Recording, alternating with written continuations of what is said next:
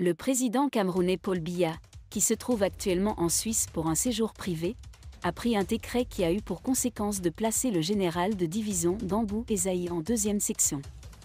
Cette mesure a provoqué de nombreuses réactions et plusieurs médias, dont le vôtre, ont rapporté que ce haut responsable de l'État avait été mis à la retraite par le président Biya suite à son désaccord avec Paul Atanga Nji, le ministre actuel de l'administration territoriale.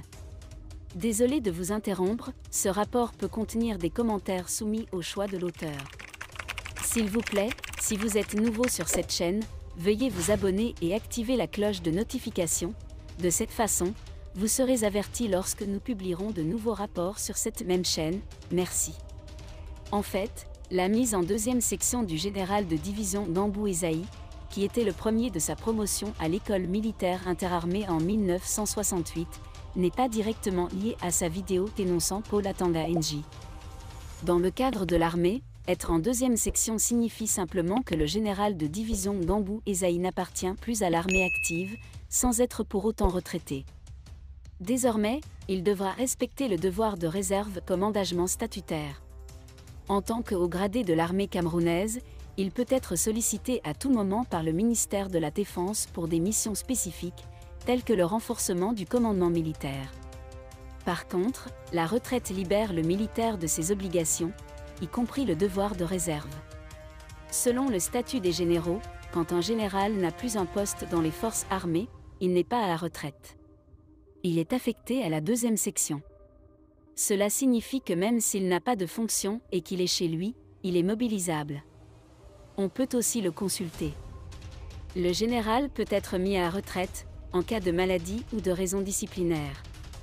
Le statut des généraux laisse au président de la République la discrétion de maintenir un général en poste ou non.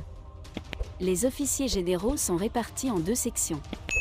La première section comprend les officiers généraux en activité, en position de détachement, en non-activité et hors cadre, c'est-à-dire placés dans l'une des 4 positions statutaires. La deuxième section se définit par opposition à la première. Elle comprend les officiers généraux qui, n'appartenant pas à la première section, sont maintenus à la disposition du président de la République.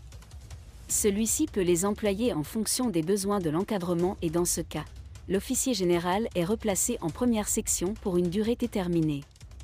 La deuxième section des officiers généraux est une institution qui date de 1830 en France. Versés dans le cadre de réserve sans limite d'âge et sans limitation de nombre, ces officiers généraux restent théoriquement à la disposition du ministre de la Défense en France et du président de la République au Cameroun. Au-delà du réservoir de compétences qu'elle représente, la deuxième section se justifie principalement par la possibilité qu'elle offre d'accorder une reconnaissance à certains officiers. Merci d'être resté avec nous jusqu'à ce point, comme toujours pour promouvoir la liberté d'expression. Laissez vos opinions à ce reportage dans la section commentaires ci-dessous. Si vous avez aimé cette vidéo, merci de liker, partager, commenter et surtout vous abonner à la chaîne. Et on se retrouve très vite pour une prochaine.